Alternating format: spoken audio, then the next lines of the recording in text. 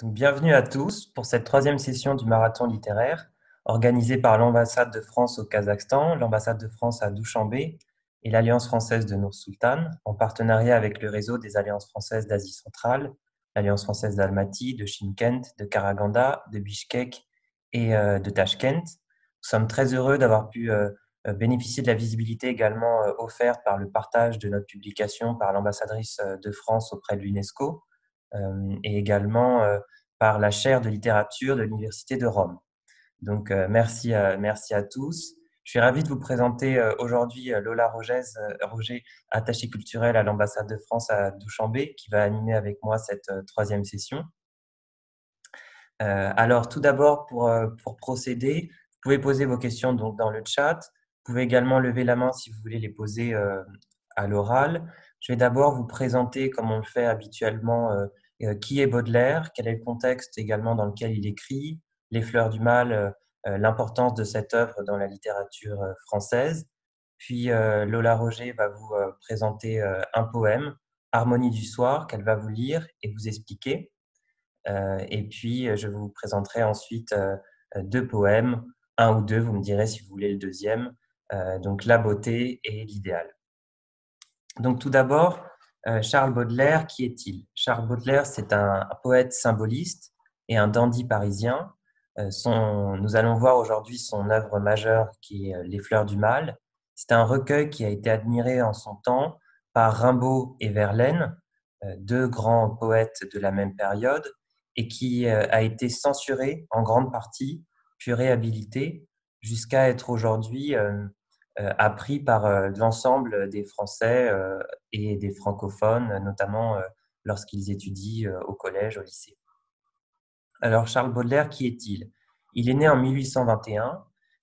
Il est d'abord très proche de son père, François Baudelaire, un homme cultivé et attentionné, qui l'éveille à la beauté, à la peinture, à la littérature. Il lui apprend notamment les vers, les rimes en alexandrin, que l'on vous expliquera un peu après avec Lola, et également le latin. Il a l'habitude de parcourir avec lui le jardin du Luxembourg. Je vais vous montrer quelques photos pour imager tout cela. Alors d'abord, voilà, Baudelaire, enfant. Je vous le montre tout de suite. La photo est petite, mais on reconnaît déjà la figure de Baudelaire telle qu'on la connaît de façon plus contemporaine. On reconnaît un peu la forme de son visage, son regard très caractéristique. Je vais vous montrer également le jardin du Luxembourg, qui est à Paris. Alors, le jardin du Luxembourg, là, vous avez une photo d'époque, plutôt 1900. On reconnaît derrière le palais du Luxembourg, qui est l'actuel siège du Sénat à Paris.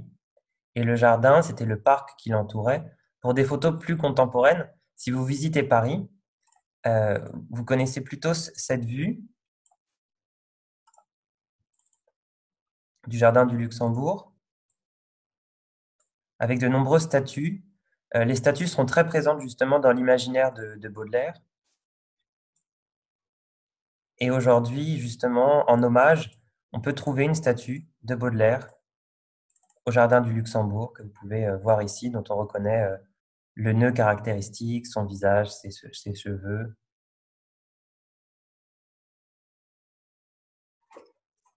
Voilà pour des petits éléments de contexte mêlés à l'actualité. Alors, Baudelaire perd malheureusement son père à l'âge de 5 ans. C'était une figure dont il était très proche. Son père donc meurt et à ce moment-là, Baudelaire va se rapprocher de sa mère, Caroline Dufay, dont je vais vous montrer une photo.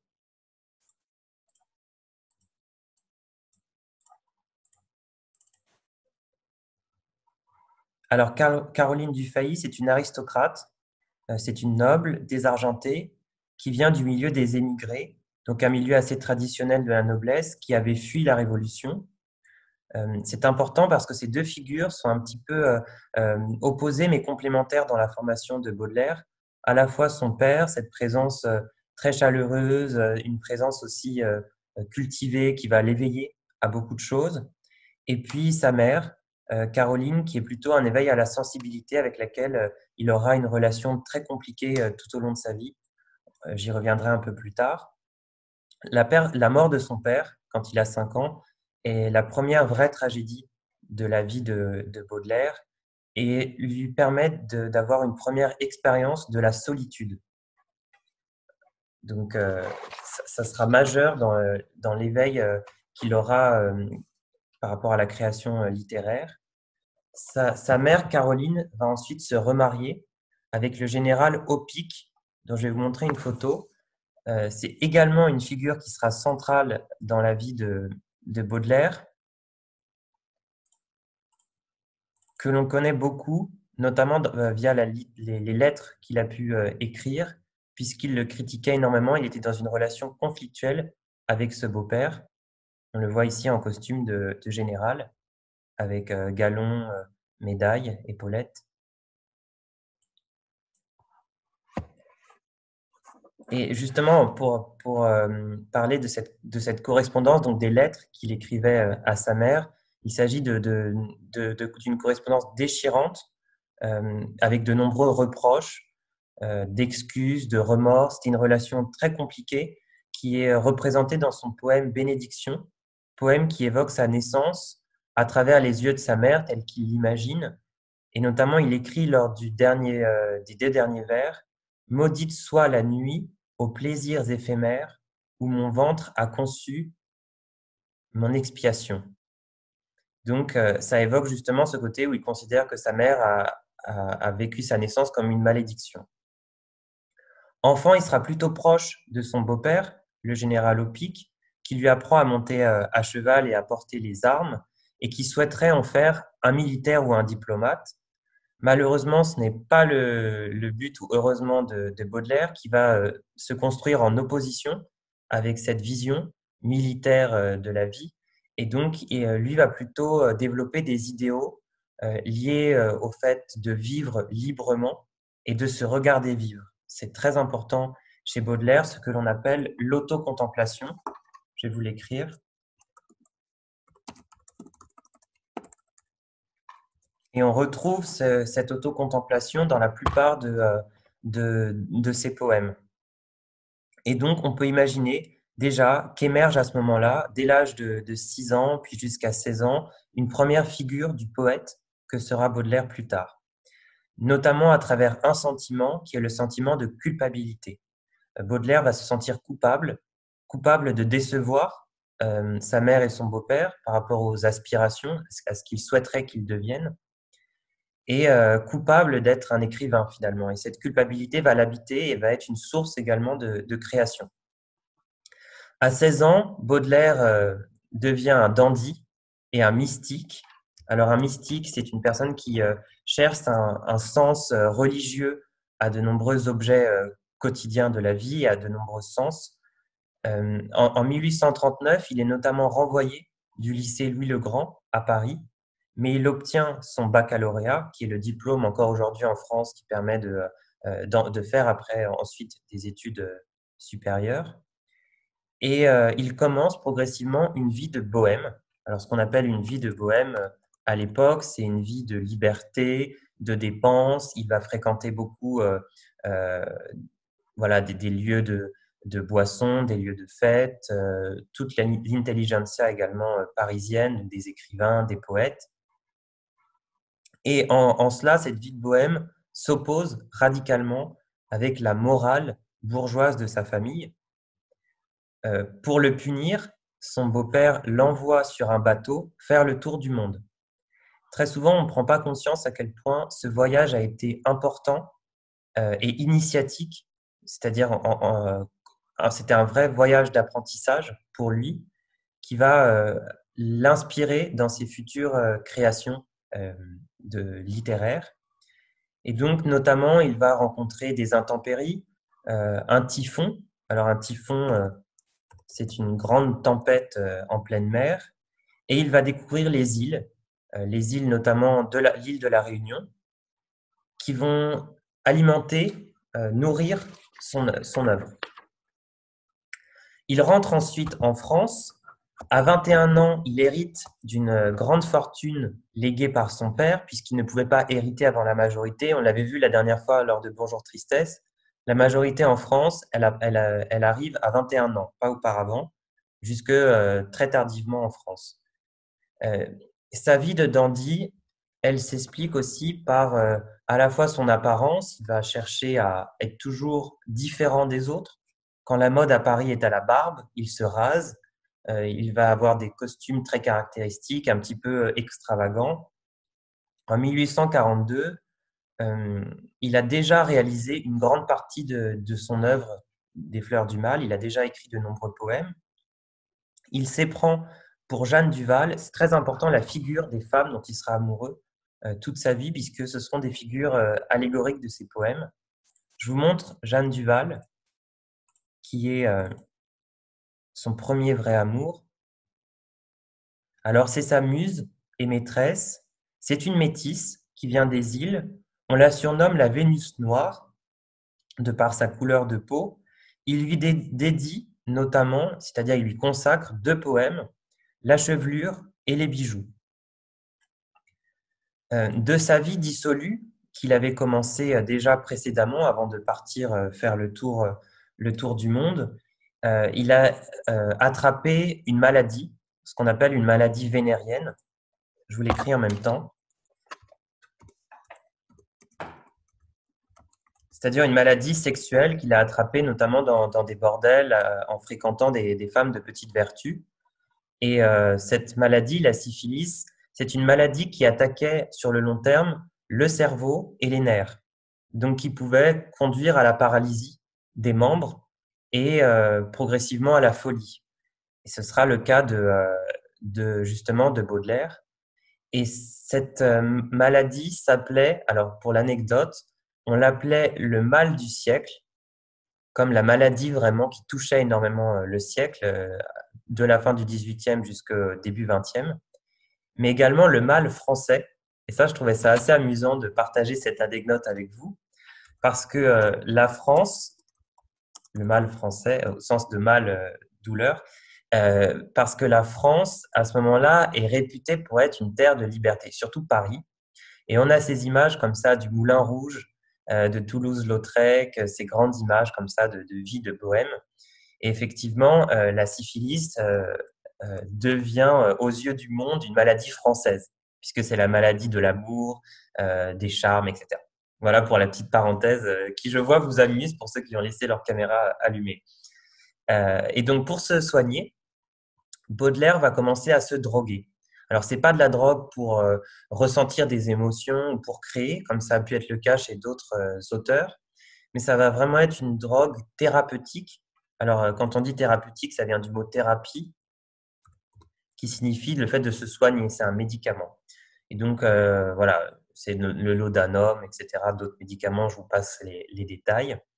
En 1842, donc cette même année, il est condamné par un conseil familial. Alors aujourd'hui, ça n'existe plus, mais ça avait une vraie valeur juridique, c'est-à-dire que la famille pouvait condamner un des membres de la famille qui ne se comportait pas conformément à la morale. Et donc, il est condamné et placé sous tutelle. Et donc, il reçoit une faible pension, 200 francs par mois. Alors aujourd'hui, on n'a pas vraiment la même valeur, les francs ont évolué, c'est difficile de l'imaginer, mais en tout cas, ça lui restreint considérablement son train de vie et ça va participer à son endettement, puisque la grande tragédie de Baudelaire, ce sera d'être endetté, c'est-à-dire d'avoir des dettes, de devoir de l'argent à des personnes, à des banques, et donc d'être ruiné. Et c'est dans cette période, en 1842, qu'il écrit en grande partie les poèmes des Fleurs du Mal. En 1847, il va découvrir Le Chat Noir d'Edgar Allan Poe. Cette rencontre va être très constructive pour lui, car il va reconnaître dans Poe une sorte d'alter ego, un autre lui, puisqu'ils ont la même vision à la fois de la façon dont on doit écrire, la vision de l'art, de la littérature et de ce symbolisme. Et leur rencontre va être tellement importante pour Baudelaire qu'il va devenir son traducteur. Et c'est grâce à Baudelaire que beaucoup d'œuvres de Poe sont aujourd'hui disponibles en français. Et il rencontre 2 autres femmes qui vont être très importantes pour lui, qui vont lui inspirer d'autres poèmes. C'est Marie Daubrun et Apolline Sabatier. En 1857, Charles Baudelaire publie son œuvre majeure, Les Fleurs du Mal, qui sera condamnée et censurée. C'est un recueil, c'est-à-dire que c'est une composition qui comporte plusieurs poèmes écrits à différentes périodes, qu'il va classer en plusieurs parties. On y reviendra un peu plus tard. Et Baudelaire, du fait de cette condamnation, va devoir payer une amende assez chère d'ailleurs, assez lourde pour lui, on considère que son œuvre choque et qu'elle est immorale, et notamment 6 poèmes en particulier. Donc, il va pouvoir republier Les Fleurs du Mal, une nouvelle édition en 1861, cette fois en retirant les 6 poèmes condamnés. Et, euh, et finalement, cette sorte de censure va participer aussi. Alors, pour lui, ça va être terrible parce qu'il s'imagine qu'on va défendre son œuvre et qu'elle va reprendre de l'importance et qu'elle finalement, elle ne sera pas condamnée. Finalement, cette condamnation reste assez longtemps, mais elle participe également à en faire une œuvre majeure.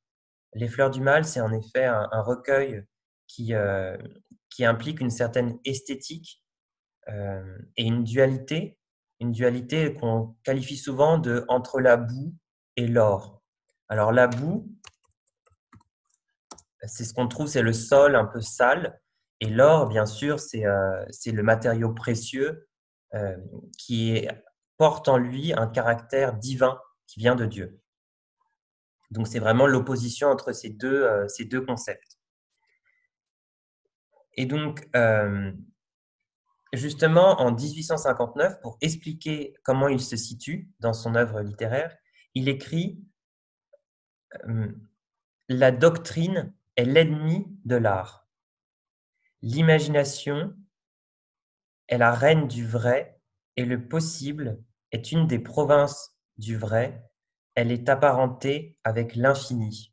Donc on voit bien qu'il refuse de se conformer à des canons de pensée, à des doctrines. Il refuse de rentrer dans un courant. Et en cela, Baudelaire se place comme garant de l'art pour l'art qui est une finalité en soi, et pas un art qui doit se conformer à une morale ou à une certaine pensée. Justement, dans Les Fleurs du Mal, Baudelaire évoque différents thèmes qui sont justement jugés comme peu moraux. C'est l'ennui et la mélancolie, qui sont des thèmes plutôt sombres, et qui vont constituer la première partie des Fleurs du Mal du recueil. Cette mélancolie, ce mal-être, va s'appeler le spleen. Et ça sera un fil conducteur de toute l'œuvre de Baudelaire, puisque le spleen, opposé à l'idéal, justement, dans cette première partie qui s'appelle spleen et idéal, si l'idéal, c'est une sorte de monde invisible fait de douceur infinie, le spleen, en anglais, c'est la rate, donc c'est un organe du corps. Je vous l'écris. Puisqu'à ce moment-là, en France et dans le monde, on relie encore beaucoup l'organique, donc ce qui concerne le corps, aux émotions. Et donc, on s'imagine que la mélancolie, la tristesse sont liées à une évolution du corps qui va produire une bile noire. Et donc, une sorte de sentiment mélancolique qui va envahir le sujet.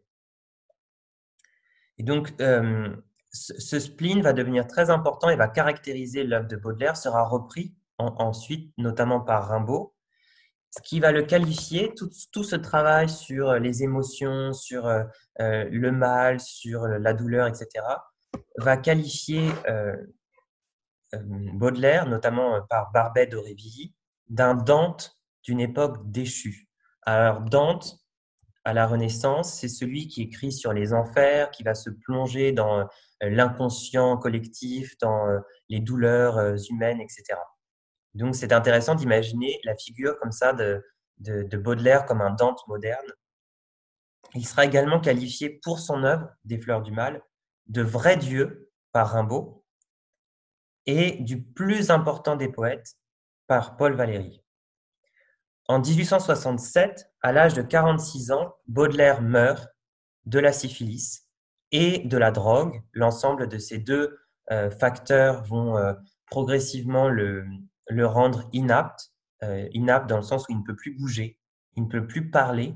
Le dernier mot qu'il va prononcer sur les dernières semaines de sa vie, ce sera Crénon. Alors je vous l'écris.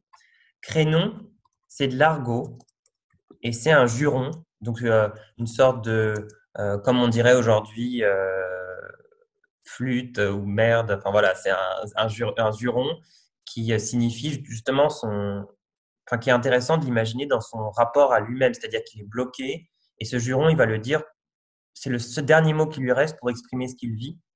Notamment quand on lui demande pourquoi est-ce que tu crois encore à un Dieu, il montre le soleil levant et dit Crénon, ou encore lorsque sa mère vient lui rendre visite une dernière fois, sa mère avec laquelle il avait une relation assez conflictuelle, il ne peut dire que Crénon aussi pour la chasser. Donc c'est intéressant pour un poète qui a écrit toute sa vie et essayé de décrypter un petit peu euh, toutes les émotions humaines, d'avoir l'inverse, c'est-à-dire d'être réduit à ne pouvoir dire qu'un mot et de ne plus pouvoir écrire, plus pouvoir se mouvoir, plus pouvoir expérimenter la vie.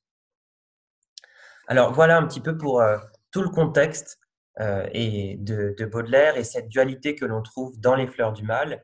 Je vais laisser la parole à Lola Roger qui va pouvoir vous parler de son extrait choisi, Harmonie du soir.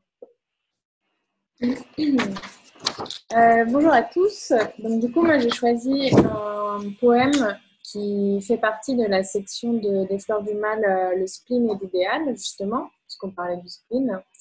Et c'est un poème assez atypique dans ce recueil, pour plusieurs raisons. Plusieurs raisons que je vais vous expliquer. Et puis après, vous pourrez comparer avec les poèmes que Jérémy va vous présenter. Donc, on va commencer par la lecture. Je vais vous le montrer. Alors, vous voyez bien? Oui, j'imagine. Donc, harmonie du soir. Voici venir les temps où, vibrant sur sa tige, chaque fleur s'évapore ainsi qu'un encensoir. Les sons et les parfums tournent dans l'air du soir, valse mélancolique et langoureux vertige. Chaque fleur s'évapore ainsi qu'un encensoir. Le violon frémit comme un cœur qu'on afflige, valse mélancolique et langoureux vertige. Le ciel est triste et beau comme un grand reposoir. Le violon frémit comme un cœur qu'on afflige, un cœur tendre qui hait le néant vaste et noir. Le ciel est triste et beau comme un grand reposoir. Le soleil s'est noyé dans son sang qui se fige. Un cœur tendre qui hait le néant vaste et noir, du passé lumineux recueille tout vestige. Le soleil s'est noyé dans son sang qui se fige. Son souvenir en moi, lui, comme un ostensoir. Donc, est-ce que je laisse le poème sur le partage d'écran? Comme ça, vous pouvez... comme ça, tout le monde peut voir. Ah. Désolée, AMG. Je vais essayer de parler plus lentement. Du coup, je vais laisser le poème sur l'écran, comme ça vous pouvez lire en même temps que nous, ou pas. Répondez-moi dans le chat. Peut-être agrandir le texte français. Okay.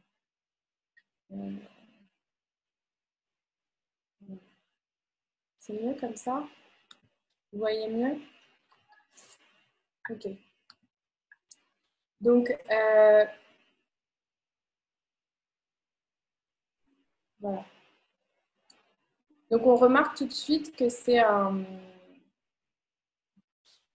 poème assez atypique où il y a plusieurs vers qui reviennent. Plusieurs vers. Donc, un vers en poésie française, c'est la même chose que dans... Ah, non, le reste de la poésie, mince, qu'est-ce qui se passe?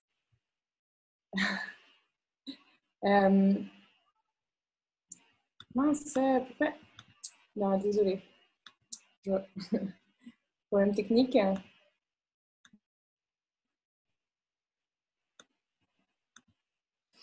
On va faire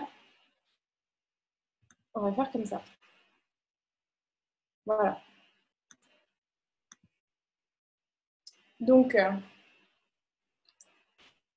c'est un poème où plusieurs vers reviennent. Et ça s'appelle c'est une forme très particulière qui s'appelle le pantoum. Le pantoum, c'est une forme fixe. Je vais vous l'écrire. Pantoum. C'est une forme fixe qui vient de la poésie orientale, de la poésie asiatique, de la poésie de Malaisie et qui a été découverte en France et popularisée en France par Victor Hugo, que normalement je pense que tout le monde connaît ici. Et c'est une forme donc basée sur la répétition de vers selon un certain ordre. Donc basée sur la répétition de vers dans un certain ordre. Donc les deuxièmes et les quatrièmes vers de chaque strophe sont repris comme le premier et le troisième vers de la strophe suivante. Donc là, par exemple, on voit que le deuxième vers de la première strophe, donc la strophe, pour ceux qui ne savent pas, la strophe, c'est un groupe de vers. Donc on voit que ce que je vous surligne là, c'est la strophe. C'est une strophe qui est composée de 4 vers. Donc le deuxième vers de la première strophe, chaque fleur s'évapore ainsi qu'un encensoir, est repris au premier vers de la troisième strophe. Okay. Ensuite, donc dans les autres, et le quatrième vers de la première strophe est repris en tant que troisième vers de la deuxième strophe. Et ainsi de suite. On a le violon frémit comme un cœur qu'on afflige qui est repris ici, et le ciel est triste et beau comme un grand reposoir est repris ici, etc., etc. La deuxième règle du pantoum, c'est que le premier vers doit doit être repris en tant que dernier vers. Donc le premier et le dernier vers doivent être les mêmes. Et là, on voit tout de suite dans le poème Harmonie du soir que ce n'est pas le cas. Et Baudelaire contrevient à une des règles du pantoum. Donc, ce qui nous fait dire que ce n'est pas tout à fait un pantoum. Et Baudelaire, justement, s'amuse à jouer avec les règles, à casser les règles de la poésie. De la poésie. Ensuite, le pantoum, normalement, doit développer 2 thèmes parallèlement. Donc, dans 2 vers, il développe un thème, et dans 2 autres vers, il développe un autre thème. Ça, Baudelaire ne le fait pas dans ce poème-là. Donc là encore, il vient casser les règles, puisqu'on voit que les thématiques du poème sont assez uniformes. Normalement, le pantoum a des rimes alternées, des rimes croisées. Rimes alternées, rimes croisées. Donc, c'est un schéma de rimes où normalement les rimes se croisent. Et là, on voit que là, c'est pas le cas parce que là, c'est des rimes embrassées. Voilà. Selon le modèle ABA ou BAA. Et on voit ici que les rimes sont en ige et en soir dans tout le poème. Et elles sont embrassées parce qu'on a la première rime, c'est tige, ensuite soir, ensuite ige. Enfin, tige aussi. Donc voilà. Donc j'imagine que vous savez que la poésie française est basée sur les rimes et sur l'importance de terminer les vers par des rimes. Donc voilà. Ensuite, pour continuer à décrire un peu la forme, donc une strophe de 4 vers en technique de poésie française, ça s'appelle un quatrain. Et là, le poème est composé de 4 quatrains. 4 quatrains. 4 strophes de 4 vers. Voilà. Donc ça, c'était pour vous expliquer un petit peu comment était construit ce poème et les bases sur lesquelles on peut travailler pour commencer à l'expliquer. Et donc,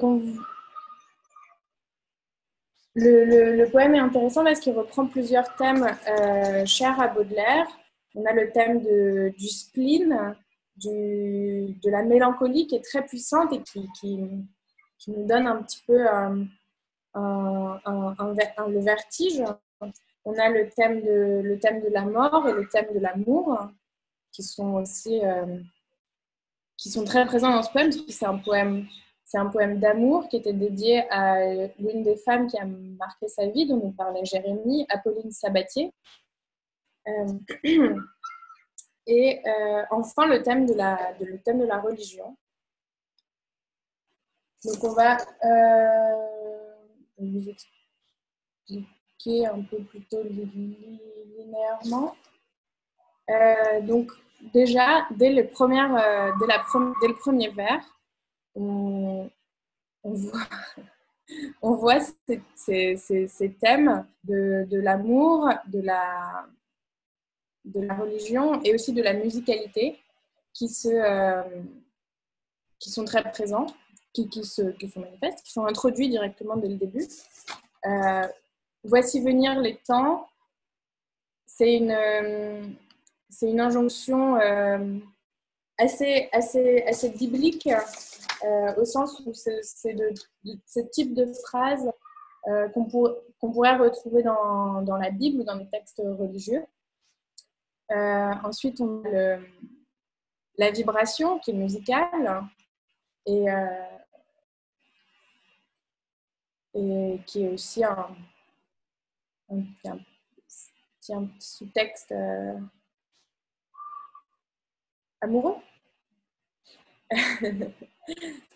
Chaque fleur s'évapore ainsi qu'un encensoir. Alors, c'est vrai qu'il y a du vocabulaire un peu compliqué dans ce poème. On a 3 mots qui appartiennent au vocabulaire religieux, au vocabulaire liturgique.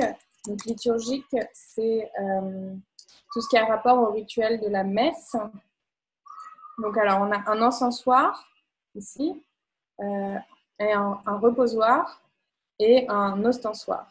Alors, pour vous expliquer ce que c'est, je vous ai préparé je vous ai mis des petites photos. Donc, un encensoir, c'est la boîte dans laquelle on met l'encens et qu'on agite pendant la messe. Le reposoir, c'est une sorte d'autel plutôt temporaire qu'on dresse sur le parcours d'une procession. Et enfin, l'ostensoir, c'est une pièce d'orfèvrerie, souvent en or, où on pose l'hostie. L'hostie, c'est le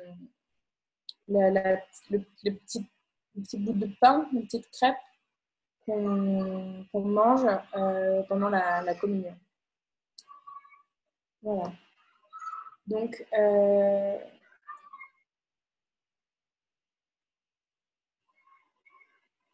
voilà pour le vocabulaire religieux qu'il fallait expliquer. Alors, donc, chaque fleur s'évapore ainsi qu'un encensoir. On a un thème déjà un petit peu crépusculaire et où les choses se fondent petit à petit. Et tout de suite, Baudelaire fait appel au sens du lecteur. Donc là, ici, l'odorat avec les fleurs, l'encensoir, le fait qu'il s'évapore, la fumée en quelque sorte. Et la thématique des sens est donc très présente aussi dans la poésie baudelairienne, au sens où c'est un des premiers à avoir développé ce qu'on appelle la synesthésie. Si je ne me trompe pas, ça s'écrit comme ça. Et donc la synesthésie, vous avez préparé une définition aussi, c'est quand on associe plusieurs sens pour décrire quelque chose, quand il y a des correspondances entre les sens. Et par exemple, quelqu'un qui est synesthète, c'est quelqu'un qui va avoir des nombres ou l'alphabet dans une certaine couleur. Donc, il va... Voilà. Donc, c'est un poème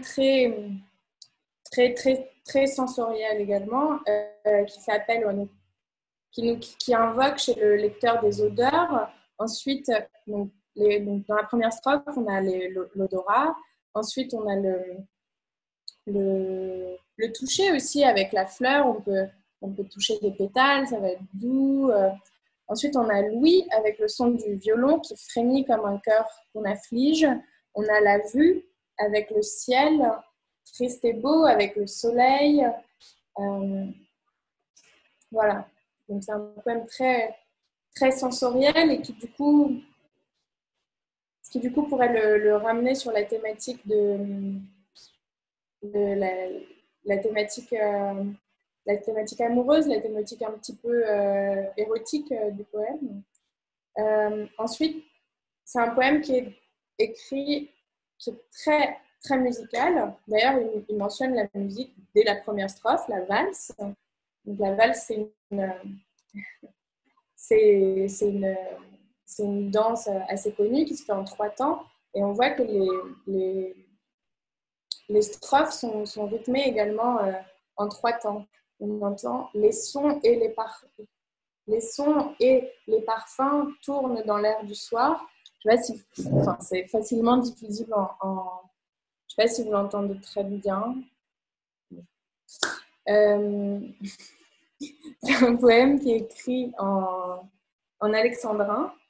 Donc un alexandrin en poésie française, c'est un vers qui est composé de 12 pieds, de 12 syllabes.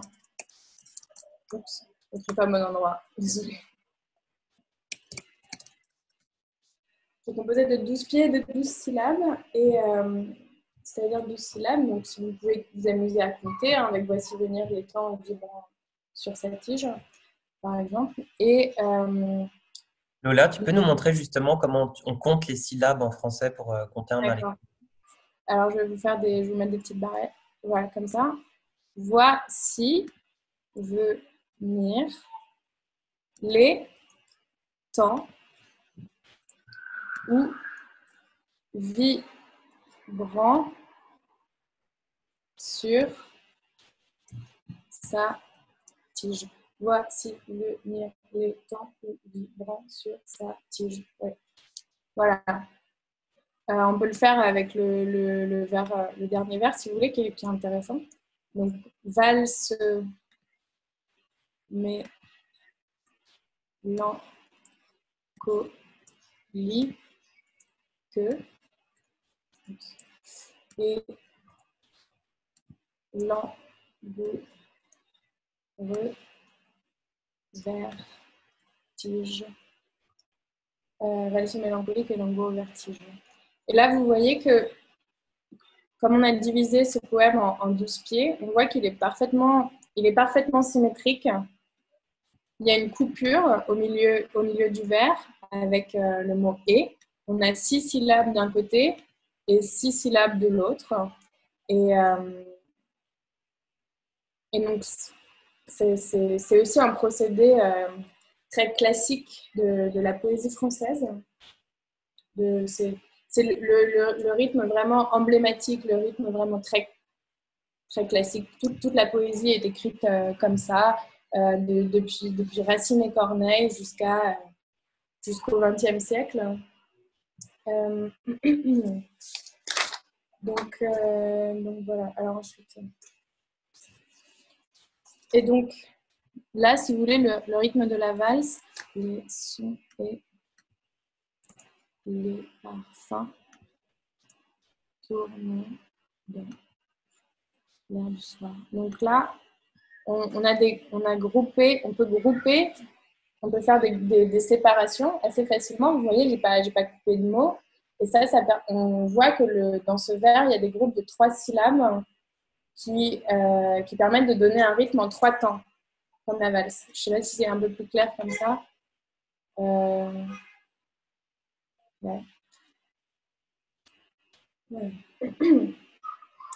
Donc ensuite, plus on progresse dans le poème, plus la mélancolie progresse. Donc, au début, c'était une description crépusculaire de la nature, des fleurs, des parfums et de l'air du soir. Et à la deuxième strophe, tout de suite, on a des sentiments de tristesse qui sont introduits avec le cœur qu'on afflige, le violon qui frémit comme un cœur qu'on afflige et le ciel qui est triste. Donc, tout de suite, on a des sentiments négatifs qui sont introduits et on se rend compte que le poète nous parle de désespoir amoureux. Donc, le cœur qu'on afflige, c'est un cœur qui souffre, c'est le cœur le cœur brisé par un chagrin d'amour. Et donc, du coup, on a encore un exemple de synesthésie entre l'association du violon, du son du violon, du son de la musique, au sentiment du désespoir amoureux. Ensuite, le ciel est triste et beau comme un grand reposoir. Donc là, c'est une personnification. Jérémie de trompe-moi. Voilà, c'est une personnification. Une personnification, c'est quand on c'est quand on associe les sentiments humains à quelque chose un animal ou quelque chose de la nature. Donc là, le ciel est triste et beau. C'est le poète qui projette sa tristesse sur le ciel. Et ensuite, on a une métaphore comme un grand reposoir qui est la même que c'est le même style de métaphore très simple que dans la strophe d'avant, dans le vers d'avant, excusez-moi. Donc une métaphore, c'est une comparaison poétique.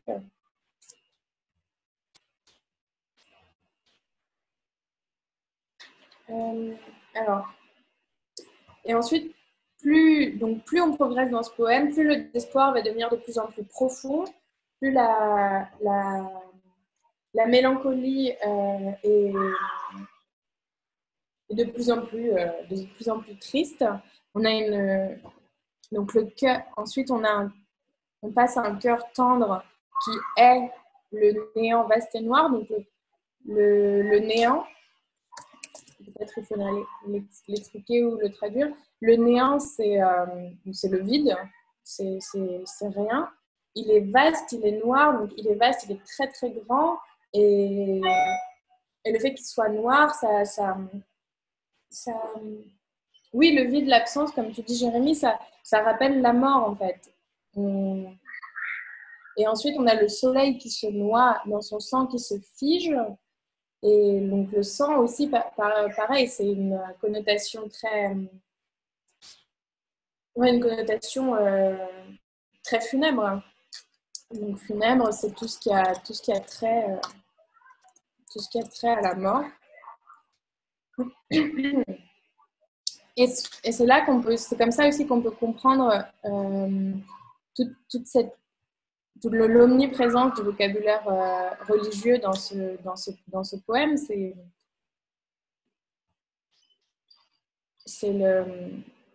le lien, on peut penser aux cérémonies d'enterrement, on peut penser à la mort, qui est quand même un thème très présent dans la religion.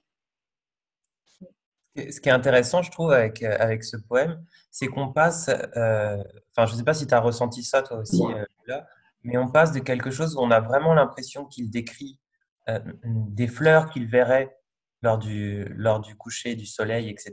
Donc la nature qui s'endormirait, mais à travers cette métaphore, progressivement émerge cette pensée du poète qui est en train de ressentir ses émotions et qui se laisse convaincre de son caractère tragique, donc et en regardant la nature, projette ses propres émotions, c'est ce que tu disais, mais qui à la fin se meurt en fait. Il y a vraiment cette idée qu'il disparaît à la fin, puisque enfin, tout est synonyme. Quand par exemple le soleil s'est noyé dans son sang qui se fige, c'est vraiment le poète en fait qui est en train de mourir de ce désespoir amoureux.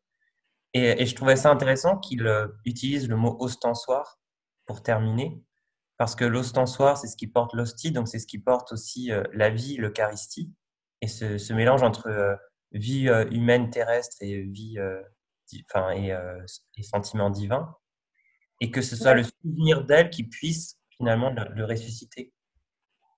Oui, donc il y a tout un parallèle donc, quand on parle du vocabulaire religieux entre la femme aimée et l'amour et la religion qui donnerait du coup un caractère sacré au souvenir de la femme aimée. Mais donc, ce qu'on voit très bien dans ce poème et ce que tu faisais remarquer à juste titre, c'est qu'au début, ça commence de manière très légère. Ça, on dit que c'est un poème un peu romantique sur le coucher du soleil, sur l'automne, pourquoi pas. Les fleurs qui s'évaporent, ça pourrait être les feuilles qui tombent à l'automne.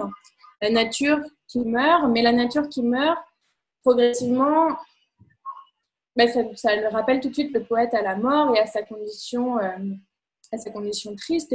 Et on termine sur des notes quasi apocalyptiques. Le soleil qui se noie dans son sang qui se fige.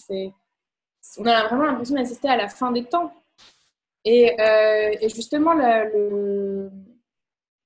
l'amour, le souvenir qui, lui, comme un instant soir, le caractère sacré de l'amour,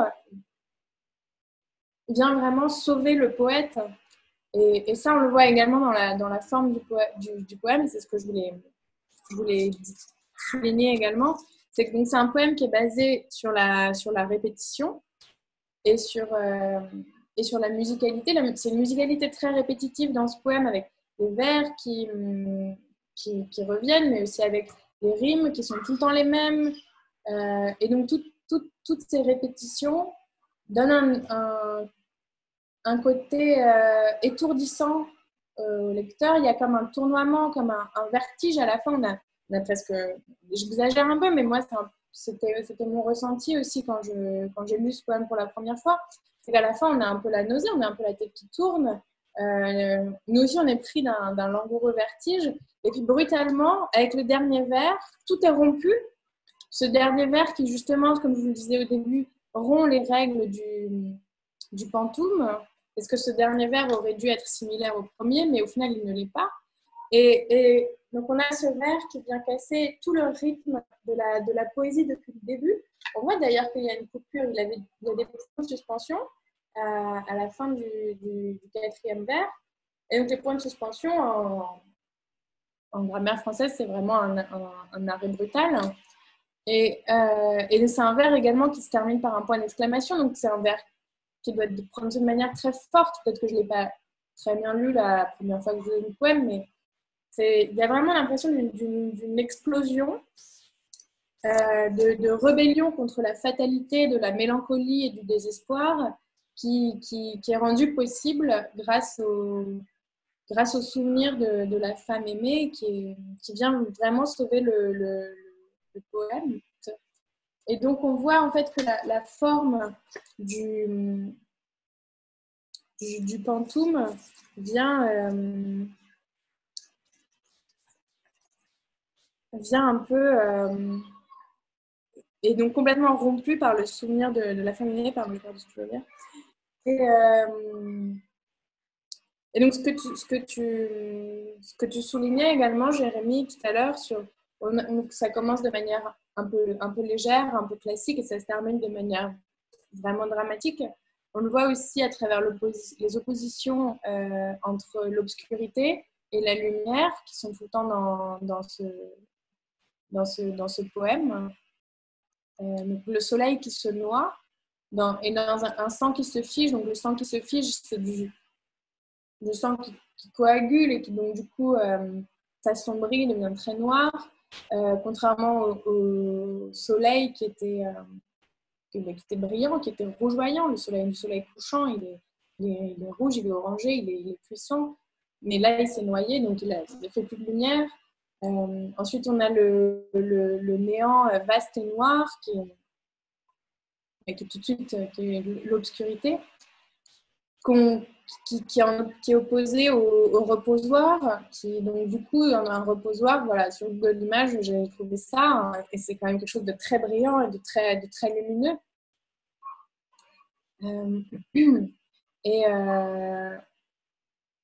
Et donc le néant vaste noir, ensuite, à la dernière strophe, il est opposé au passé lumineux. Et ensuite, on a le souvenir qui, lui, comme un ostensoir. Et l'ostensoir, pareil, c'est un objet, vous voyez, qui est doré, qui brille. Donc voilà. Et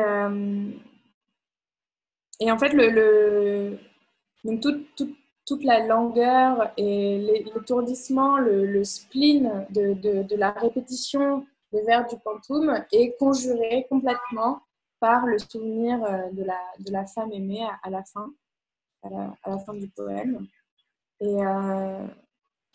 Et donc, il y a tout un côté funèbre dans ce poème, comme ce que je disais tout à l'heure, mais au lieu de clore le poème sur lui-même, on passe des brumes de l'encensoir à la lumière de l'ostensoir, comme il y a comme une révélation, comme un contact avec le divin qui devient le seul espoir du poète et qui va le sauver. Et la rupture à la fin, donc avec le dernier vers, la rupture apportée par le dernier vers, et sonne un peu comme une rébellion du poète contre la fatalité, contre son désespoir, mais aussi contre la structure emprisonnante du pantoum.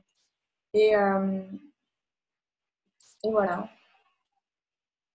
Et ce qu'on pourrait noter ce qu'on pourrait noter pour finir, c'est que c'est un poème qui accumule beaucoup de procédés poétiques. Je vous disais, enfin, tout ce que j'ai passé l'explication à vous le détailler.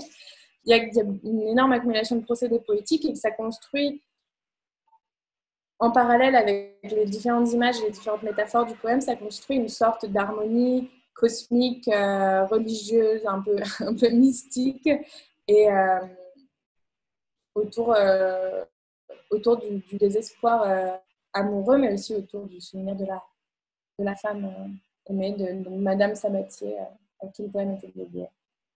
Et justement, il y a eu une postérité pour ce poème, Lola? Est-ce que, Pas est-ce, ma... est-ce qu'il a inspiré notamment Ah des... oui, oui, oui. Oui, alors c'est un poème qui a fait beaucoup parler de lui dans l'histoire de la poésie française, déjà parce qu'il a une forme vraiment atypique. On connaît très très peu de pantounes dans la poésie française, à part le premier pantoum fait découvert par Victor Hugo et écrit par Victor Hugo. Ensuite, il y a un groupe de poètes qui s'y est beaucoup intéressé, qui s'appelle les Parnassiens. Et donc, c'est un poème qui est donc très, très célèbre et qui a inspiré beaucoup d'artistes, et notamment des musiciens, notamment Claude Debussy, euh, donc un compositeur français assez célèbre, je vous écris son nom, Claude Debussy, qui a été tellement inspiré par un des vers du poème qu'il a composé un morceau qui reprend pour titre entièrement un vers de ce poème qui s'appelle Les sons et les parfums tournent dans l'air du soir. Donc, je vais vous le faire écouter maintenant si vous voulez. Je vais vous mettre le lien YouTube dans le chat si vous voulez le réécouter plus tard.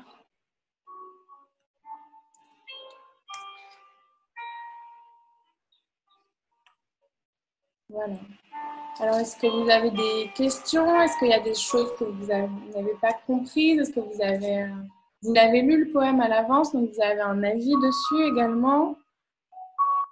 Vous pouvez écrire vos questions dans les chats ou prendre la parole avec la petite...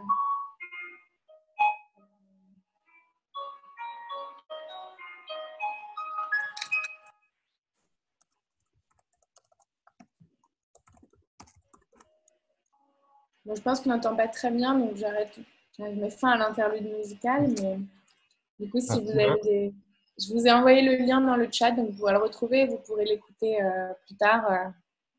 De... Voilà, donc si vous avez des questions... sinon, vous pouvez nous dire OK dans le chat et on continue sur le prochain poème.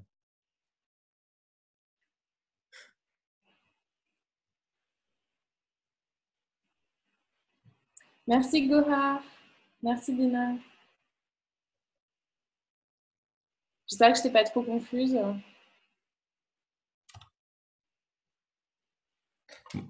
Je vais peut-être continuer. Merci beaucoup, Lola. De Je vais, rien.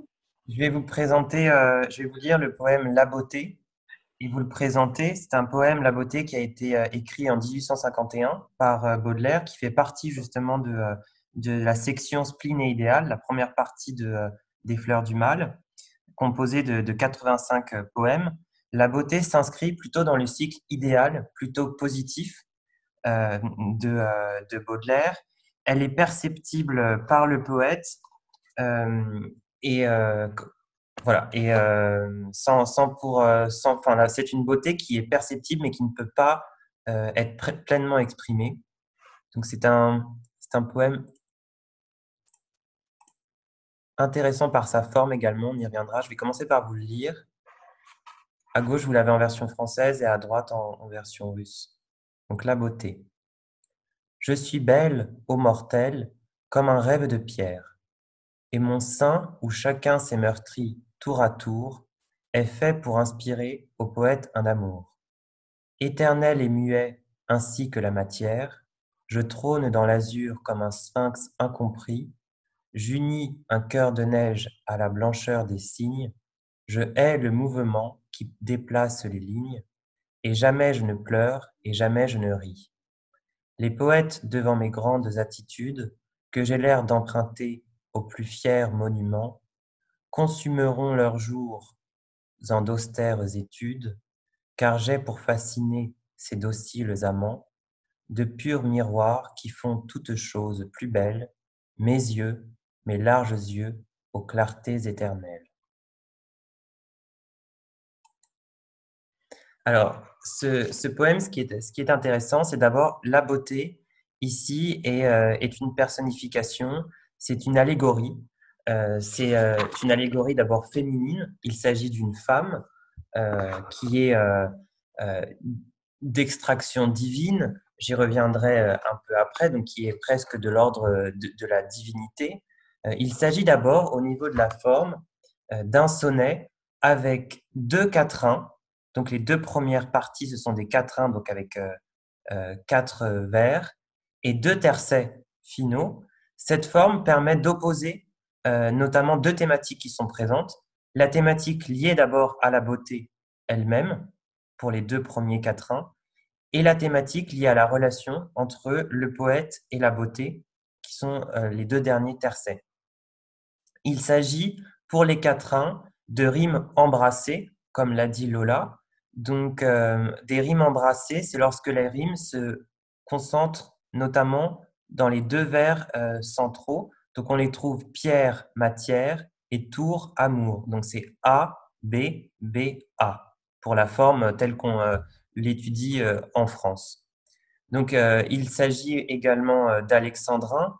Donc, alexandrin, c'est 12 syllabes. Je ne reviendrai pas sur ce qu'a expliqué Lola. C'était très clair, je pense, sur la façon dont on sépare les syllabes en français pour créer une musicalité.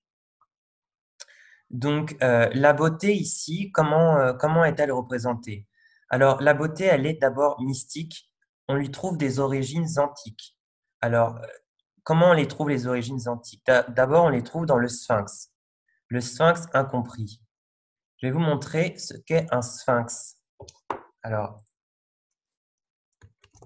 le sphinx, dans la mythologie grecque, c'est une figure féminine, c'est un monstre qui est mi-femme, mi-bête. Je vous ai trouvé un dessin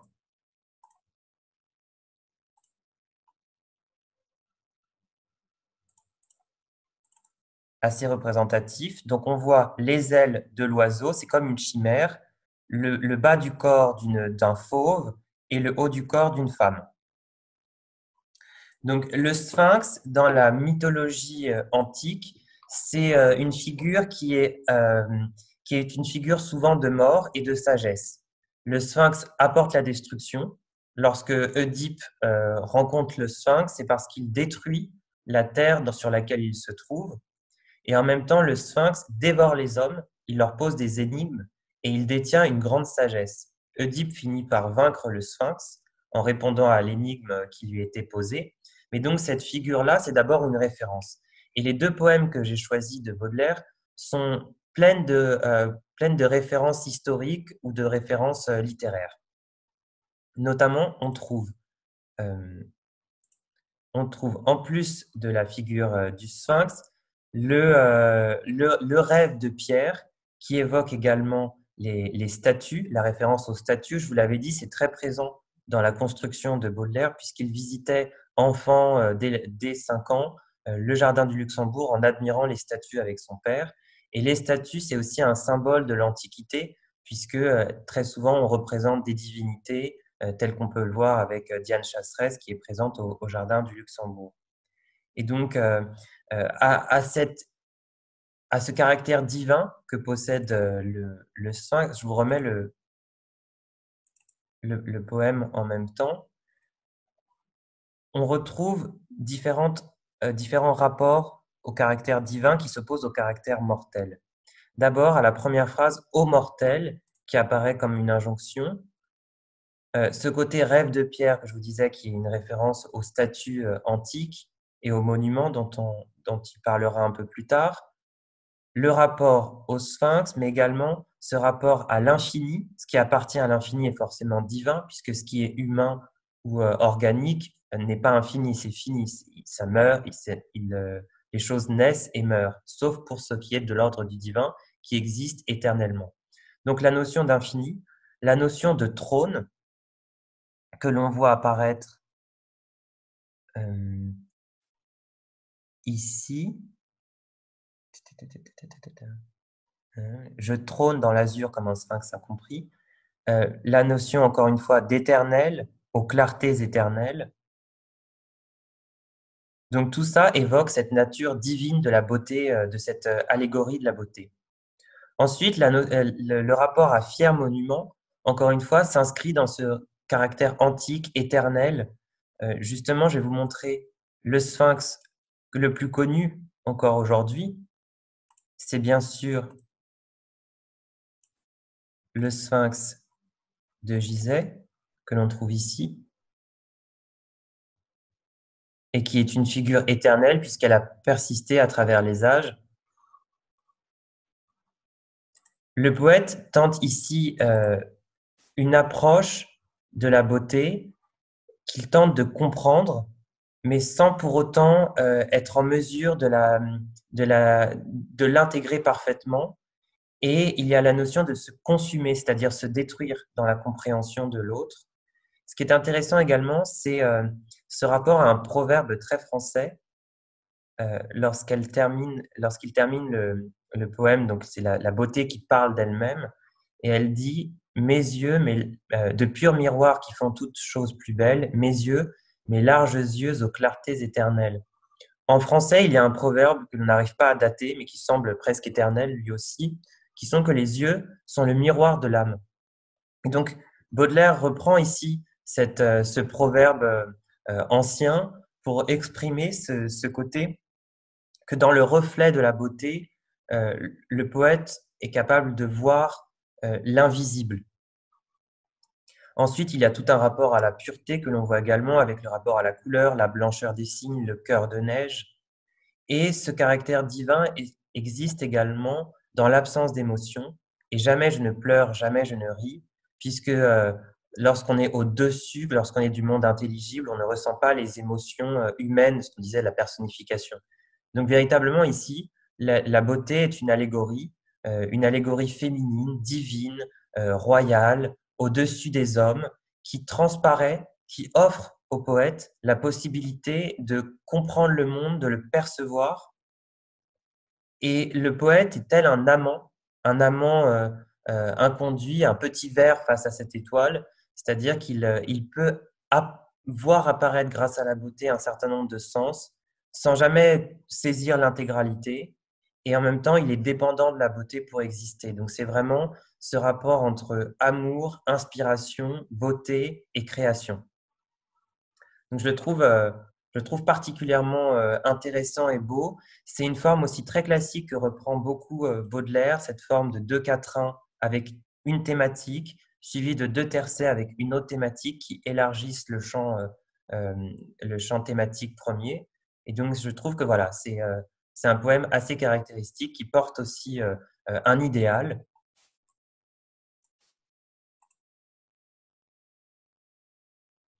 Voilà. Est-ce que vous avez des questions sur ce poème? Est-ce que vous souhaitez que j'enchaîne avec le poème L'idéal? Dites-moi en commentaire, dites-moi OK si vous voulez que je continue, ou bien si vous avez des questions, vous pouvez les formuler à l'écrit ou à l'oral.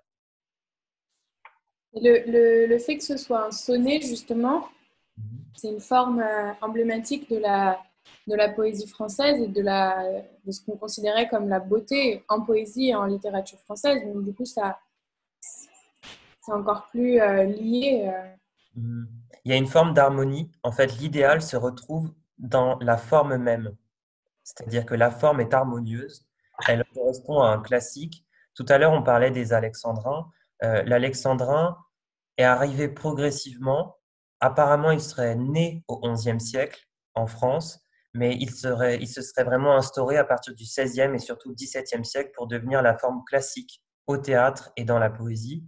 Et donc cette fois, plutôt que d'en jouer, contrairement à Harmonie du soir, cette fois, il embrasse complètement la forme classique pour présenter l'idéal qu'est la beauté.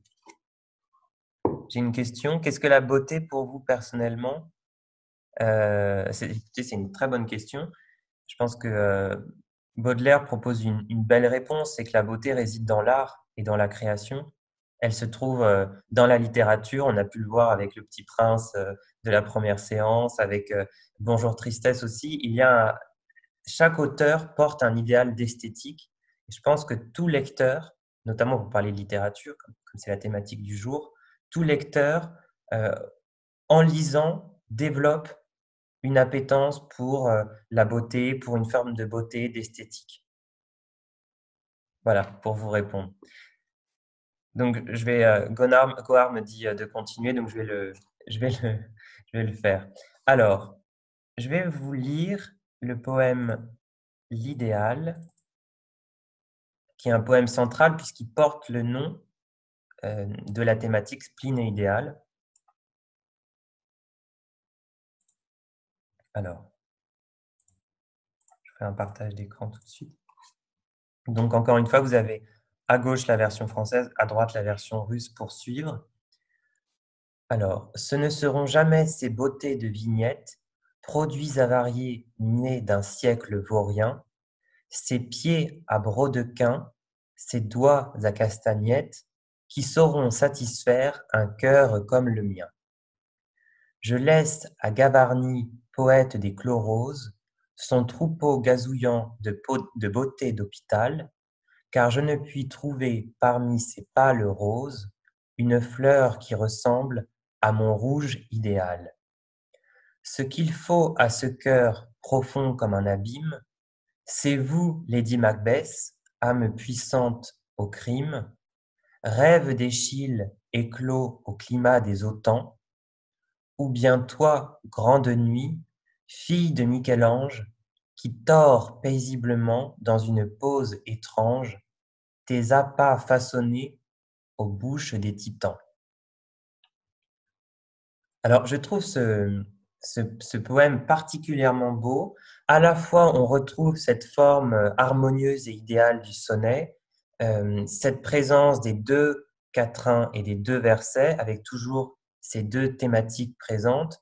D'abord, la thématique qui va critiquer une sorte de beauté superficielle, une beauté assez fade. Justement, on reviendra sur les thématiques présentes qui l'oppose à cet idéal. Et qu'est-ce que l'idéal? Il va le présenter tout de suite. Alors, d'abord, il y a une opposition, c'est ce que je disais, cette dualité toujours présente chez Baudelaire entre un idéal esthétique superficiel et temporaire, presque lié à la mode, puisqu'il reprend le vocabulaire de la mode, des beautés de vignettes. Alors, des vignettes, qu'est-ce que c'est? Ce sont des petites représentations sur lesquelles on dessine, où on représente voilà, des personnages. Des pieds à brodequins. Alors, des pieds à brodequins, c'est une forme de chaussure. Des doigts à castagnettes. Alors, je vous montre tout de suite ce que c'est que des castagnettes. Parce que des castagnettes, c'est… Alors, je fais un zoom parce qu'on ne va pas très bien voir sur la photo. Mais pour ceux qui connaissent le flamenco, dites-nous dans le chat si c'est votre cas. Mais vous allez reconnaître, ce sont ces instruments, très souvent en bois, avec lesquels on tape des mains, qui font du bruit et qui permettent de rythmer en dansant, de créer un rythme et des sonorités. Mais les castagnettes, c'est aussi en langage français quelque chose qui est assez superficiel. C'est pas voilà, c'est quelque chose d'assez futile. Et ce vocabulaire se retrouve également Lors du deuxième quatrain, puisqu'on retrouve, je vous remonte le poème, je laisse à Gavarni, poète des Chloroses. Alors, dans ce poème, il regorge de références. C'est pour ça que j'étais ravi de vous le présenter, parce que c'est plein de références. Alors, des références qui peuvent être passées aujourd'hui et des références qui existent encore. Alors, Gavarni, qui était-il? Gavarni, c'était un dessinateur de mode à l'époque, pas que, mais un dessinateur qui représentait, et puis il écrivait aussi, mais il représentait une certaine féminité un peu désuète voilà, de corps de femme et de vêtements de femme, un petit peu dans une vision très idéalisée du féminin. Et donc, il utilise pour le qualifier poète des chloroses. Alors, chlorose, qu'est-ce que c'est? La chlorose, c'est une forme de maladie des plantes qui les font jaunir. Et donc, il compare un être à un poète des chloroses, et cette fois, les chloroses, on ne sait pas si c'est le sujet de sa poésie, c'est-à-dire qu'il peint un peu, il écrit, il dépeint des caractères qui sont un peu désuets. Désuets, c'est mal vieillis, qui ne sont plus trop présents. Ou bien s'il est poète des chloroses, c'est-à-dire qu'il s'adresse à des figures un peu vieillies, un peu dépassées, qui ne s'intéressent pas vraiment à la vraie beauté des choses. Et de nouveau, ce vocabulaire de la maladie, il se retrouve à différents endroits. On trouve des beautés d'hôpital. L'hôpital, c'est l'endroit où on se soigne, encore de nouveau. Donc, il y a un rapport au caractère morbide. Et une autre fois encore, je ne puis trouver parmi ces pâles roses. La pâleur est souvent associée, alors pas toujours, mais en tout cas au XIXe siècle, on l'associait également à la maladie. Et donc, il va comparer cette beauté superficielle, cette beauté liée à des effets de mode, à des petites vignettes, à des castagnettes, euh, personnifiée et notamment très bien représentée par la figure de Gavarni, mais qui est une figure aujourd'hui qu'on ne connaît plus du tout. Gavarni, personne ne comprend la référence, à part peut-être des grands spécialistes de Baudelaire. Et il va les comparer comme ça à, euh, à des caractères un petit peu désuets, mal vieillis, mourants, qui ne représentent pas justement une forme d'idéal. Et ce qui est intéressant, c'est que le dernier vers du deuxième quatrain marque une rupture. Il marque une rupture parce qu'alors qu'il était dans un état de critique, puisqu'il disait que ces thématiques ne pourraient jamais satisfaire un cœur comme le mien, c'est-à-dire un cœur de poète, un cœur qui est intéressé par des idéaux, par le monde intelligible, le monde des sens, mais des sens suprêmes, eh bien, il termine le deuxième quatrain par je ne, car je ne puis trouver parmi ces pâles roses une fleur qui ressemble à mon rouge idéal. Au sein même du poème, l'adjectif idéal est présent, idéal qui est le titre, l'idéal qui est le titre du poème, qui est le titre aussi de la première partie de Spleen et idéal des fleurs du bal. C'est vraiment la partie centrale du poème. Et justement, qu'est-ce que c'est ce rouge idéal? Alors le rouge, c'est bien sûr le rouge de passion, le rouge des émotions, etc. Et ce rouge idéal, il va l'expliquer dans les deux tercets suivants.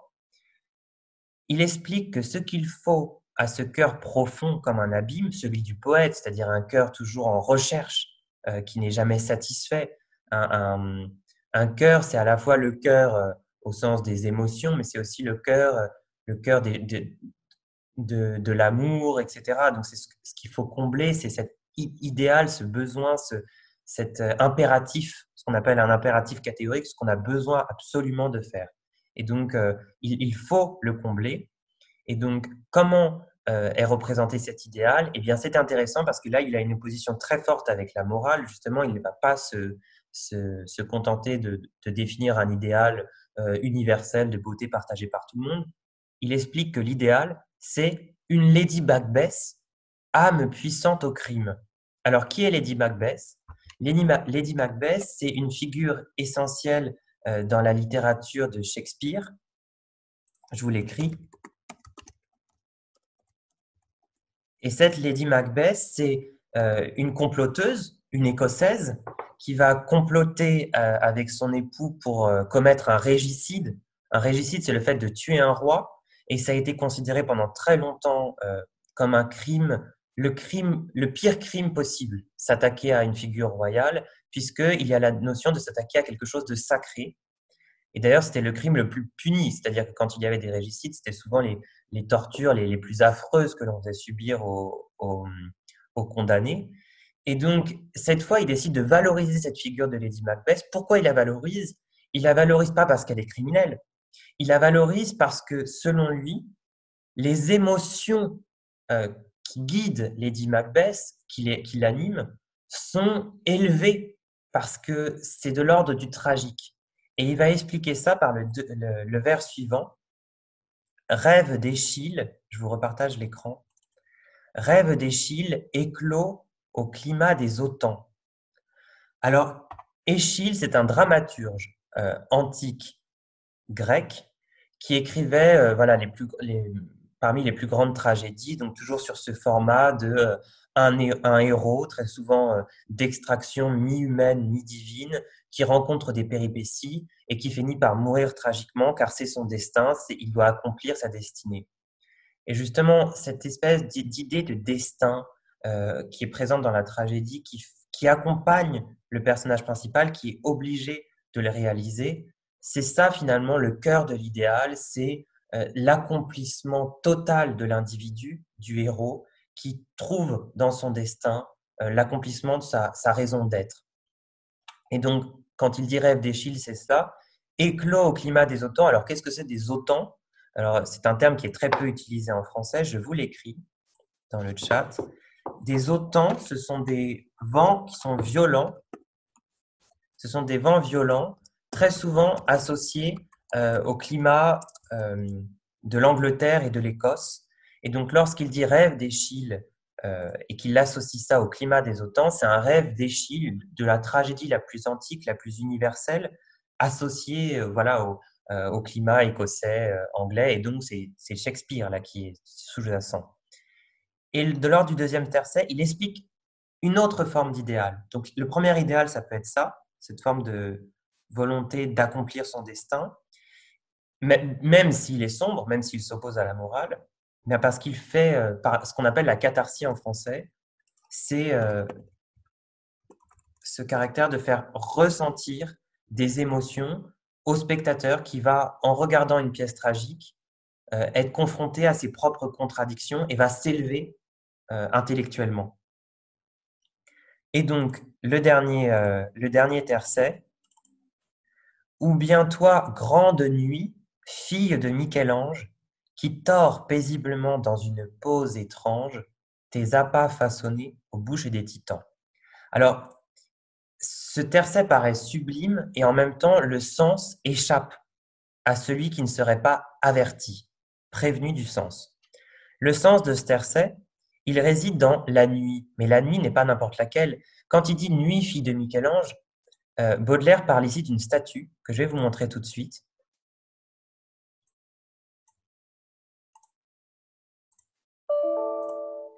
Je vais vous la montrer tout de suite. Alors, la nuit de Michel-Ange, c'est cette statue sublime que vous pouvez voir ici. Je vous laisse la regarder quelques secondes. Et donc, cette statue a été réalisée entre 1526 et 1531 par Michel-Ange. C'est une forme de personnification et d'allégorie de la nuit. C'est une femme sensuelle, on la voit, elle est nue, elle est dans une position mi-lascive,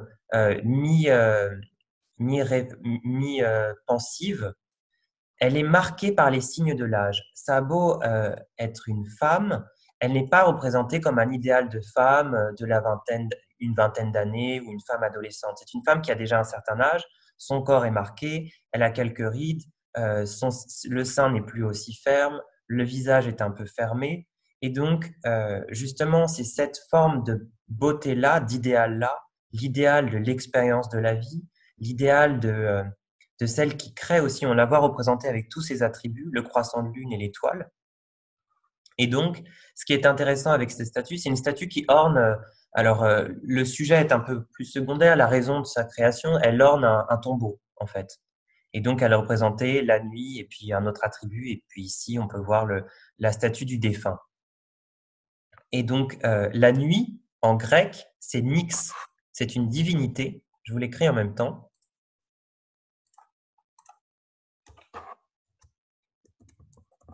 Et donc, Nyx, c'est une des premières divinités qui apparaît au monde après le chaos. Et Nyx, c'est une déesse qui va donner naissance aux titans. Et donc, c'est au regard de cette information que l'on peut comprendre finalement le dernier tercet. C'est-à-dire que Nyx, justement, créé par Michel-Ange, donc qui a été vraiment représenté, qui est la meilleure représentation que l'on connaît aujourd'hui, qui tord paisiblement dans une pose étrange. Et elle est effectivement dans une position, elle est tordue, il y a une torsion. Et c'est très particulier, c'est pour exprimer tout aussi le savoir-faire de Michel-Ange, qui est capable de représenter le corps dans des positions complexes et non naturelles. Et ces appâts façonnés aux bouches des titans, ces appâts, ce sont bien sûr sa poitrine, façonnée aux bouches des titans, puisqu'elle a nourri, au sein ces enfants que sont les titans. Et les titans, ce sont quand même ces créations qui arrivent avant même les divinités. C'est-à-dire que Nyx, c'est au-dessus d'une divinité, c'est une puissance majeure dans la construction du monde. Et elle va faire naître les titans qui seront ensuite en conflit avec les dieux pour dominer le monde. Et donc ici, on trouve dans ce poème de l'idéal différentes formes de l'idéal. L'idéal grec, l'idéal de cet idéal cyclique, de cette vision de, euh, de l'âge d'or qui est très présent dans la mythologie et dans l'histoire grecque, qui est repris ensuite à la Renaissance par différents pays, notamment la France, tous les pays qui sont façonnés par la Renaissance. Cet âge d'or, c'est un âge où tout correspond, voilà, où il y a une harmonie dans l'essence, dans l'amour, dans le rapport aux arts, etc. Mais là, il propose autre chose. Il s'intéresse plutôt à celle qui va être créatrice née du chaos et créatrice, co-créatrice du monde, qui est une figure féminine. Macbeth, qui est animée bien plus tard, hein, on est au bas Moyen Âge, euh, on est au bas Moyen Âge, début de la Renaissance. Lady Macbeth, qui elle, au contraire, est animée par cette forme de rage, de volonté de pouvoir, d'ambition qui la conduisent à commettre le crime, deux crimes d'ailleurs, le crime de lèse-majesté par l'intermédiaire de son mari et le crime de se suicider puisqu'on pressent qu'elle se suicide en fait, Lady Macbeth. Et donc ces deux idéaux-là, qui sont des idéaux euh, impératifs, qui accompagnent clairement les auteurs et qui alimentent la création littéraire pour Macbeth et création artistique pour La Nuit de Michel-Ange, s'opposent à des formes de création plus superficielles que seraient la mode ou des effets de mode qui font beaucoup plus de bruit. Et là encore, on retrouve cette idée du sens de l'audition avec les castagnettes que, que qu'il ne crée de sens. Voilà un petit peu voilà un petit peu pour ces deux poèmes que je vous ai lus et analysés et que je trouve particulièrement beaux, notamment parce qu'ils sont moins connus aussi dans l'œuvre de Baudelaire, parce qu'on a tendance à connaître ces œuvres qui sont plus sombres, comme l'Albatros ou comme le Spleen, qui sont des œuvres qui sont plutôt effectivement mélancoliques, sombres, dans des formes voilà, plus, plus sombres, plus tragiques en tout cas. Et on connaît moins ce Baudelaire qui espère, qui imagine et qui fantasme sur l'idéal et la beauté. Voilà, je suis très content d'avoir partagé avec vous ces deux poèmes et puis d'avoir pu partager ce temps de parole avec Lola qui vous a également présenté Harmonie du soir, lu et analysé. Dites-nous si vous avez des questions de tout ordre sur les thèmes du poème, dites-nous aussi quels sont ou quel est votre poème préféré de Baudelaire.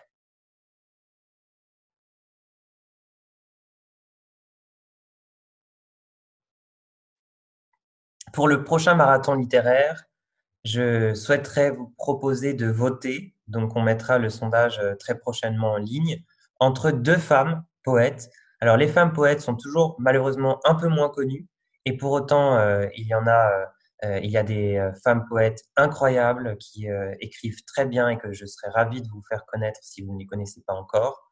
Et donc, vous aurez le choix de pouvoir sélectionner le prochain thème entre Louise Labbé et Anna de Noailles.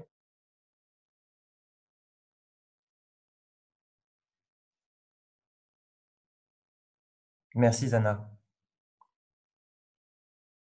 Et puis, dites-nous également en commentaire si ça vous a plu, si c'est quelque chose que vous voulez renouveler, si effectivement la poésie, ça vous intéresserait d'avoir une deuxième session sur la poésie et la poésie des féminines aussi, francophones. J'aimerais également après, lors d'une prochaine séance de marathon, parler aussi d'auteurs plus contemporains, voilà, de romans, par exemple Romain Gary, et puis également vous présenter des auteurs francophones africains comme Amadou Kourouma. Enfin voilà, ce sera des petites surprises que je vous proposerai, africains francophones, que je vous proposerai tout au long de ce marathon, qui sera toujours organisé en partenariat avec le réseau des acteurs culturels français en Asie centrale. Gohar, je sais que vous voulez lire. Je vais peut-être, si certains veulent lire leurs poèmes, n'hésitez pas. Si personne n'a de questions, je vais laisser la parole à Gohar pour qu'elle puisse lire son poème préféré. Merci. En fait, c'est pas très loin. Je sais qu'on a déjà c'est une heure et peut-être le reste. Mais c'est juste depuis qu'on parle à propos de Charles Baudelaire et c'est un autre poème qui je trouve très très beau ici et je vais copier en fait et coller ici. Comme ça, vous pouvez suivre ici. Et pour les autres qui peut-être avec le sang russe aussi, je Ah, trouve. merci beaucoup. Merci beaucoup. Alors, l'homme et la mer. Homme libre, toujours tu chériras la mer. La mer est ton miroir. Tu contemples ton âme dans le déroulement infini de sa lame. Et ton esprit n'est pas un gouffre moins amer. Tu te plais à plonger au sein de ton image. Tu l'embrasses des yeux, des bras et ton cœur se distrait quelquefois à sa propre rumeur au bruit de cette plante indomptable et sauvage. Vous êtes tous les deux ténébreux et discrets. Homme, nul n'a sondé le fond de tes abîmes. Ô mère, nul ne connaît ta richesse intime. Tant vous êtes jaloux de garder vos secrets. Et cependant, voilà de siècles innombrables que vous vous combattez sans pitié ni remords, tellement vous aimez le cornache et la mort. Ô lutteurs éternels, ô frères implacables. Et alors, quand j'ai lu comment dire, explication, c'est très intéressant comment Baudelaire voit la mer et depuis qu'il est un bon représentant de mouvement décadence, alors comme vous avez dit déjà, il est toujours un peu triste, mélancolique, et toujours comme ça. Mais c'est très intéressant comme il explique que tous les deux toujours en combat et, et aussi il met en parallèle la mère et la homme et peut-être aussi il explique l'amour narcissique un peu parce que c'est la réflexion de homme qui les personnes voient c'est pour ça qu'il dit qu'il embrasse les yeux les bras etc c'est comme ça c'est peut-être un peu narcissique je sais pas. Merci Oui. beaucoup, Gohar. Vous avez très bien lu et c'est très intéressant aussi votre analyse. Effectivement, je pense que ça rejoint aussi une part de sa propre vie. Comme je vous avais dit, quand il a fait ce voyage autour du monde en bateau, il a été très marqué par la mer et la force de la mer. Et je pense que cette comparaison entre homme et mer lui permet d'évoquer beaucoup de complexité par rapport au rapport de l'homme à lui-même. Et je vous avais tout à fait raison aussi dans l'autocontemplation, puisque il y a quand même quelque chose de l'ordre de l'ordre du poète qui se regarde tout en regardant les hommes et qui les analyse et qui essaye de comprendre comment les deux, l'homme comme la mer, peuvent être porteurs de contradictions, de violence, de carnage, de destruction.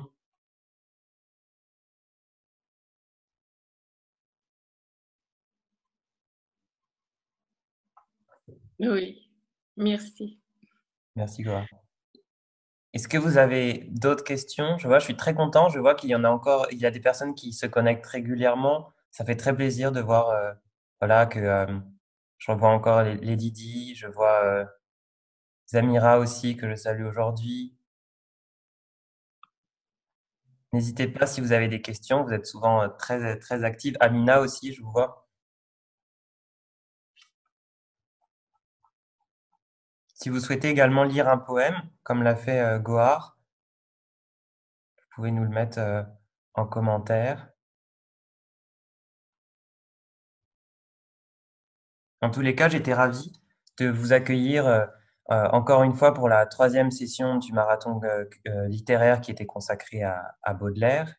Je suis ravi également de vous voir nombreux suivre les activités proposées par l'ambassade de France au Kazakhstan en partenariat avec le réseau des acteurs culturels d'Asie centrale, l'Alliance française d'Astana, l'ambassade de France à Douchanbé. Nous proposons également ce dimanche de rencontrer le talentueux chef d'orchestre et compositeur Maxime Pascal, qui a cofondé l'orchestre Le Balcon en France. Et donc, je serais ravi de vous le présenter. Il parlera de son parcours. Il parlera aussi de ses projets, de ses grandes créations qu'il a pu réaliser, notamment à l'Opéra Bastille, et puis à la Scala de Paris, à la Philharmonie, dans des grands lieux de culture qui lui ont permis de réaliser ces grands concerts. Bonsoir. Ah, vous voulez prendre la parole?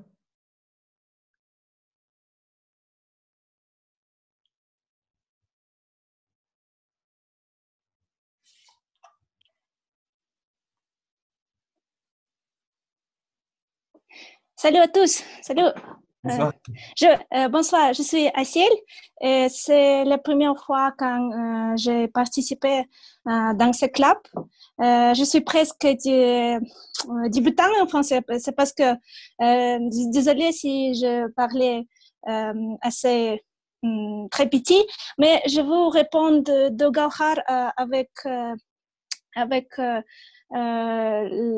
l'homme et la mer, parce que j'ai trouvé le livre de Herman Melville, c'est Moby Dick, et il y a le même sujet que l'homme libre toujours chercher la mer, parce que l'homme ici, Ismaël, il a toujours cherché son libre et il pas marché, mais la mer est très importante pour lui et il y a le temps pendant la vie quand l'homme il veut voir la mer comme il veut être libre parfois. C'est que je veux dire merci beaucoup pour Baudelaire aujourd'hui parce que pour moi personnellement c'était la première fois quand je lis Baudelaire. Oui, je sais que c'est pas très bien mais c'était la première fois quand je lis je lis Baudelaire en français aussi. C'était assez très intéressant et un peu mais c'est cool. Oui, merci beaucoup pour ça. Merci beaucoup à vous. Bienvenue. Si c'est la première fois que vous venez, n'hésitez pas à suivre. Je vous mets dans le chat pour ceux qui se connecteraient pour la première fois. Pour suivre, vous avez sur Instagram le compte de AF Astana Mhm. sur Facebook, Alliance française, Nour Sultan. Et vous aurez tous les événements que nous organisons, que ce soit des événements littéraires, des rencontres culturelles. Et votre niveau de français, même si vous dites que vous êtes débutant, il vous permettra complètement de comprendre parce que vous avez un très très bon niveau. Et puis, j'espère que grâce à ces rencontres, vous pourrez progresser aussi et puis découvrir des nouveaux auteurs, partager avec nous aussi vos impressions. En tout cas, vous avez un très très bon français et donc félicitations et bienvenue au marathon Oui, littéraire. merci. N'hésitez pas à revenir. Oui, merci, c'est cool. Pendant la quarantaine. Merci beaucoup.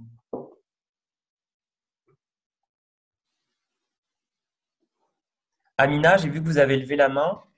Vous pouvez activer votre micro pour prendre la parole. Oui, je veux dire merci beaucoup à vous. C'est très intéressant pour moi aussi. Et Gauhar, merci aussi à vous parce que j'aime aussi ce poème et c'est super. Je voudrais aussi lire le poème Les plantes du Néctar. Mhm. Euh, je peux commencer? Vous pouvez nous écrire le titre du poème dans le chat? Ah oui, oui. Maintenant, pardon. Je vais essayer de le trouver pour faire un partage d'écran. Ah oui, bien sûr. Mhm. Maintenant,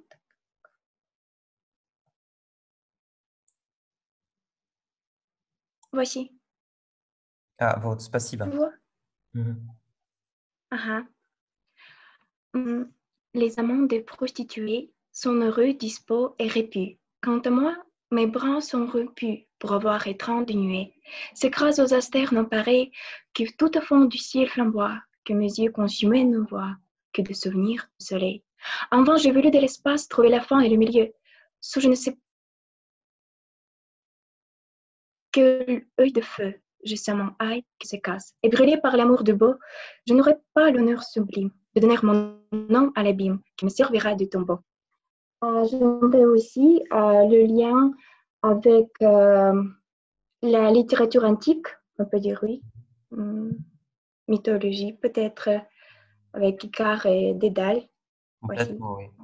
Complètement. Et c'est drôle justement de mêler une sorte d'idéal antique. Très souvent, quand on fait référence à l'Antiquité, on est sur des thèmes élevés et de le mélanger avec le thème des amants des prostituées, qui est un thème qui est très trivial, quelque chose dont on ne parle pas normalement dans la poésie, parce que c'est de l'ordre voilà, du trivial, voilà, presque du vulgaire. Et en fait, Baudelaire enfin, oui, arrive à mêler les deux. C'est ça qui est assez beau. Oui, merci. Merci beaucoup à vous et bravo pour votre niveau de français. Merci. Merci Amina.